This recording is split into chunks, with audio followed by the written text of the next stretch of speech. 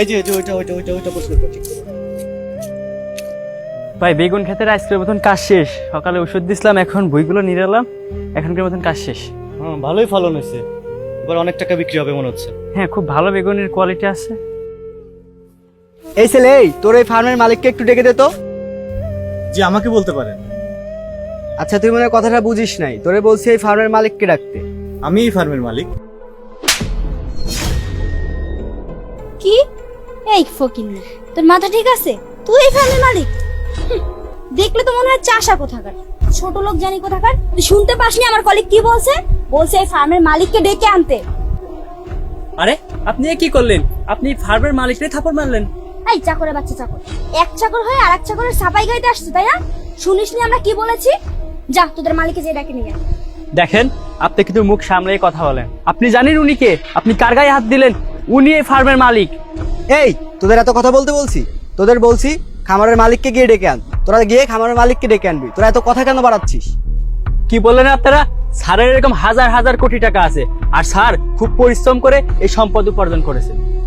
এই চাকরের বাচ্চা চাকর, এক চাকর আরেক চাকরের হয়ে কথা বলতে আসছিস? সে কখন থেকে তোদের বলছি যে তোদের মালিককে ডেকে নিয়ে আয়, তা না করে তোরা একটার পর একটা কথা বলেই যাচ্ছিস। ছোট লোকের বাচ্চা, তোরও কি থাপ্পড় খাওয়ার শখ হয়েছে নাকি?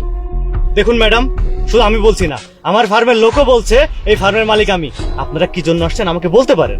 ও আচ্ছা, তা আপনি নিজেকে এই ফার্মের মালিক দাবি করছেন? কই, তোকে দেখে তো কোনো অ্যাঙ্গেলে মনে হচ্ছে না তুই এই ফার্মের মালিক। আছিস তো সেই লুঙ্গি গামছা এগুলো পরেই, আবার নিজেকে দাবি করিস মালিক না? ও আচ্ছা, তার মানে আমি লুঙ্গি গেঞ্জি পরে আছি দেখে আমাকে এখানকার মালিক মনে হচ্ছে না? আমি যদি এখন স্যুটটাই পরে আসি তাহলে কি আমার এখানে মালিক মনে হবে?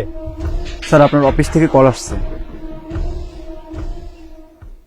Hello, emergency?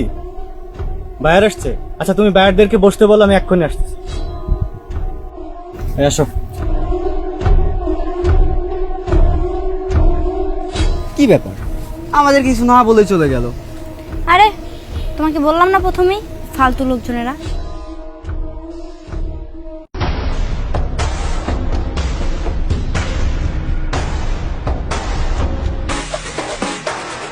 এ কি, আপনারা এখনো এখানে দাঁড়িয়েছেন?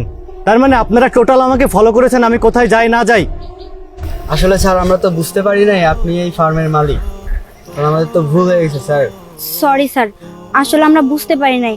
আর আপনি তো যেভাবে লুঙ্গি গামছা পরেছিলেন, এই জন্য আমরা বুঝতে পারিনি যে আপনি হচ্ছে এই ফার্মের মালিক। স্যার প্লিজ আমাদের মাফ করে দিবেন, আসলে আমরা ব্যাংক থেকে আসছি তো। ও আচ্ছা, তার মানে আপনারা পোশাক দেখে মানুষের বিচার করেন। তখন আমি লুঙ্গি গামছা পরেছিলাম দেখে আমাকে মালিক মনে হয় নাই, এখন আমি স্যুটটাই পরে এসেছি এজন্য আমাকে মালিক মনে হচ্ছে। আসলে আপনাদের চিন্তাধারা ভুল, আপনাদের চিন্তাধারা পরিবর্তন করুন। আপনাদের মতো লোকজনের জন্যই সমাজের এই অবস্থা। একটা কথা মনে রাখবেন, ডোন্ট জাজ এ বুক বাই ইটস কভার, ওকে? মানুষের পোশাক দেখে মানুষকে বিচার করবেন না। শেষ কথা শুনে রাখেন, আপনারা যে কাজের জন্য আমার কাছে এসেছেন না, সেই ডিলটা হচ্ছে না, ক্যান্সেল। প্লিজ স্যার এরকম কথা বলবেন না। আপনি যদি এই ডিলটা না করেন তাহলে আমাদের চাকরি থাকবে না, তাছাড়া আমাদের ব্যাংকের অনেক বড় একটা ক্ষতি হয়ে যাবে। দেখেন, আমার মিটিং আছে, আমার লেট হয়ে যাচ্ছে, আর অত্যন্ত দুঃখের সাথে বলতেছি আপনাদের এই প্রপোজালটা আমি অ্যাকসেপ্ট করতে পারতেছি না। So sorry. স্যার দেখি সরেন। Sir sir sir sir please.